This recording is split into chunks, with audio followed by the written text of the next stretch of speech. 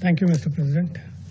I thank SRSG and Head of MINUSMA, Mr. El Ghasim Man, for his briefing.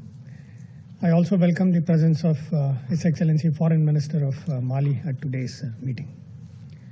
At the outset, allow me to express our deepest condolences to the bereaved families of 4 peacekeepers from Chad who lost their lives in an IED attack few days back.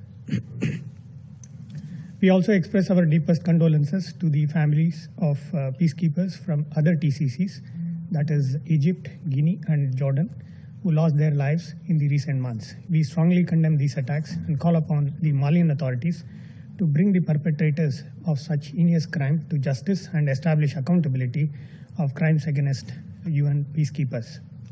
Mr. President, the ongoing efforts to expedite the transition process in Mali has made some significant progress in the recent months, as mentioned in the SG's report. The Malian authorities and ECOWAS have agreed on the transitional time frame. The electoral law has been adopted, the election management authority has been established, and the process of drafting a new constitution has begun. We welcome these positive developments. We believe these measures provide a solid foundation for the transition process and for the restoration of civilian order at the end of the transition period in 2024. We join others in appreciating the steadfast engagement of ECOWAS in Mali.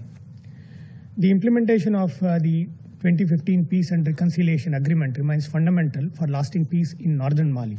In this regard, we welcome the high-level meeting held in August and Agreement Monitoring Committee session held earlier this month. These meetings have brought together the signatory movements and transitional authorities. A decision on integration of ex-combatants in 2 phases, if implemented in a timely manner, should positively contribute to peace and stability in northern Mali. In addition, the extension of state authority, particularly civilian and security apparatus, should be given priority given the worsening security situation. Mr. President, terrorist groups such as Jama Nusrat al-Islam wal-Muslimin and Islamic State of Greater Sahara, who have indoctrined with terrorist ideologies of Al-Qaeda and ISIL, have continued to gain ground in Mali. While Malian defense and security forces have been deployed in the north, it has not been able to stop these terror groups from expanding to the west and south of Mali, including to urban centers. Reprisal attacks have increased in the recent months, targeting civilian population as well. This has been elaborated in detail by SRSG in his presentation. This is a dangerous escalation and cannot be ignored.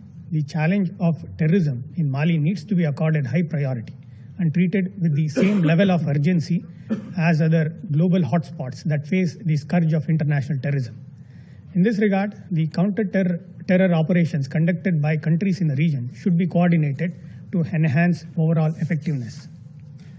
Mr. President, the role of MINUSMA remains critical in helping Mali to achieve stability.